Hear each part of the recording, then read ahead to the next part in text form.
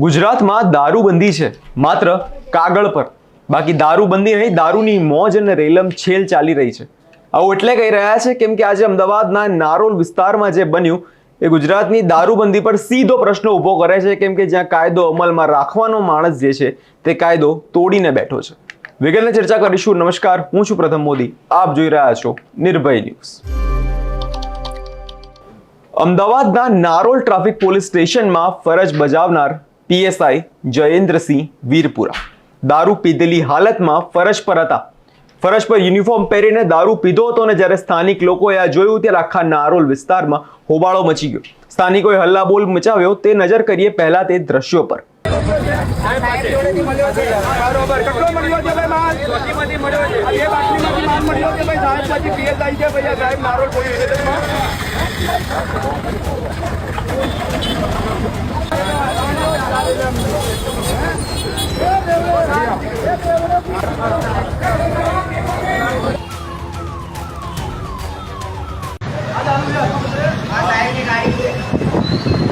Narol police ચોકી, Narol traffic bit જે bridge નીચે આવેલી છે, કે ડિવિઝન, ત્યાંના અધિકારીઓ, ટ્રાફિકના અધિકારીઓ અહીંયા ઓફિસમાં દારૂ પીતા કેમેરામાં કેદ થયા. ત્યારે હાલ પબ્લિકે એમને ઝડપી પાડ્યા અને બહાર એને કાઢ્યા છે. હાલ જો પબ્લિક એમને વચ્ચે ઘેરીને ઊભી રહી છે. ઇન્ચાર્જ દારૂ પીતા પકડાયા છે. ત્યારે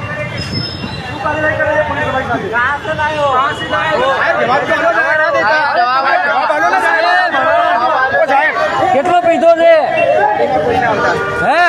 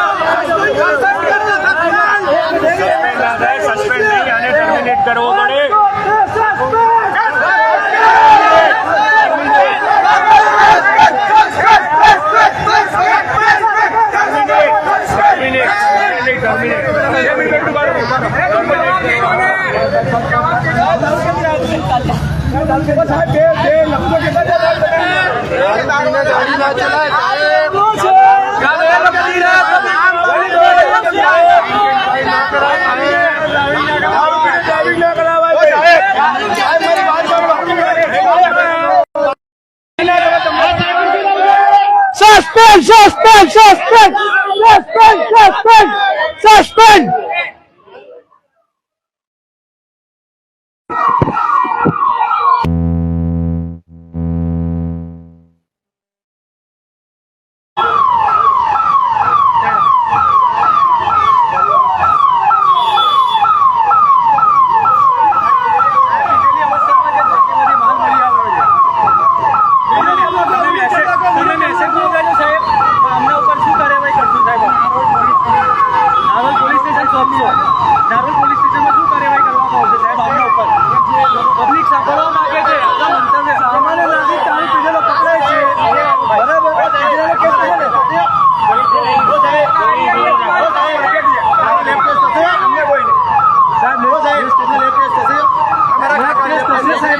મેડિકલ કરવામાં આવશે કે નહીં?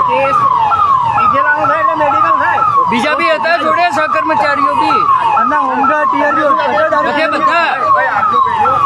બધા લોકો પીધેલા છે. કે થેલીમાં શું છે? થેલી ચેક કરી લો. થેલીમાં બાઇટિંગ છે. થેલી ચેક કરી લો, થેલીમાં બી હશે. કેટલો પીધો સાહેબ?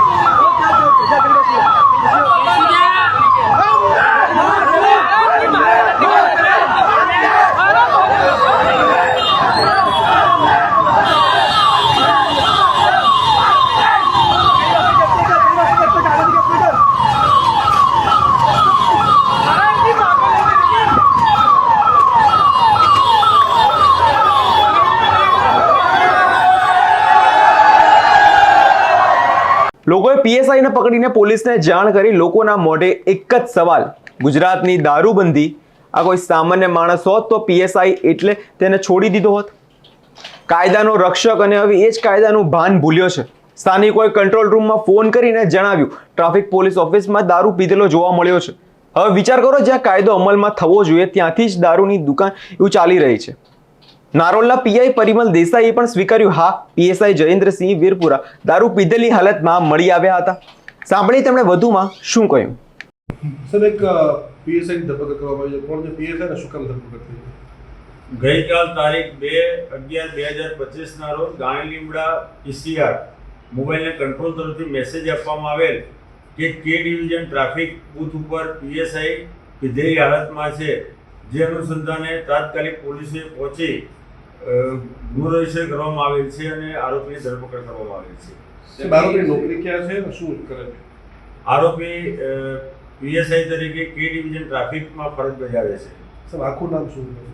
જયેન્દ્રસિંહ ગિરવતસિંહ વીરપુરા. સર, આગળની કાર્યવાહી શું કરવામાં આવશે? આગળ હાલ તપાસ ચાલુ છે.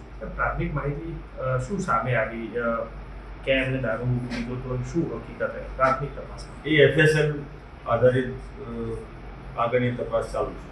Okay, thank you. એટલે હવે ખબર પડે કે કાયદો બધા માટે સરખો નથી. જો આની જગ્યાએ કોઈ સામાન્ય માણસ પકડાયો હોત તો તેનું પોલીસ શું હાલ કરત? હવે સીધો સવાલ છે, ગુજરાતની દારૂબંધી કાગળ પર છે, દારૂ પકડાય છે ત્યારે નાના લોકો કેમ ફસાઈ જાય છે? મોટા કોન્ટ્રાક્ટરો, સપ્લાયરો અને રક્ષક એ કોણ છે તેની સુધી પોલીસ ક્યારેય પહોંચી શકતી જ નથી. ત્યારે હવે આ પીએસઆઈને પૂછો દારૂ ક્યાંથી લાવ્યા તે, તો ખબર પડે કે જનતાને પણ જણાવજો. જ્યારે તમે તે મોટા માણસ ઉપર કાર્યવાહી કરો ત્યારે પીએસઆઈ દારૂ સુધી સહેલાઈથી પહોંચી જતો હોય છે, ત્યારે સમજો મિત્રો સિસ્ટમમાં હજુ કેટલાય આવા અધિકારીઓ કાંડ કરતા હશે અને પકડમાં નહીં આવતા હોય. દારૂ પીધેલા પીએસઆઈ પોલીસે ધરપકડ કરી છે, પણ એ પછી શું થશે? થોડા દિવસ સસ્પેન્ડ કરવામાં આવશે, કાં તો ફરી ટ્રાન્સફર કરી દેવામાં આવશે અને પાછા ફરજ ઉપર તે આવી જશે. ગુજરાતની જનતાને આ ડ્રામાથી કંટાળી ગઈ છે. એક બાજુ સામાન્ય માણસ એક બોટલ માટે જેલમાં જતો હોય છે, તો બીજી બાજુ પોલીસ અધિકારી દારૂ પીધેલા છતાં માત્ર તપાસ ચાલુ છે તેવું કહેવામાં આવે છે. આ બે ન્યાયના ધોરણો શા માટે? દારૂ પીધેલો પીએસઆઈ માત્ર એક વ્યક્તિ દોષી નથી, એ આખી સિસ્ટમ બેફામ થવાની સાબિતી છે. નારોલની આ ઘટનાએ ચેતવણી છે કે દારૂબંધીના ધજાગરા હવે પોલીસ ઉડાવતી જોવા મળી રહી છે. હવે પ્રશ્ન ગુજરાત સરકારને છે, કડક કાર્યવાહી થશે કે પછી મામલો રફા દફા થઈ જશે? તમારો શું અભિપ્રાય છે તે કમેન્ટ કરી જરૂરથી જણાવજો અને અમારી ચેનલ નિર્ભય ન્યૂઝને લાઇક, શેર અને સબસ્ક્રાઇબ કરવાનું ભૂલશો નહીં.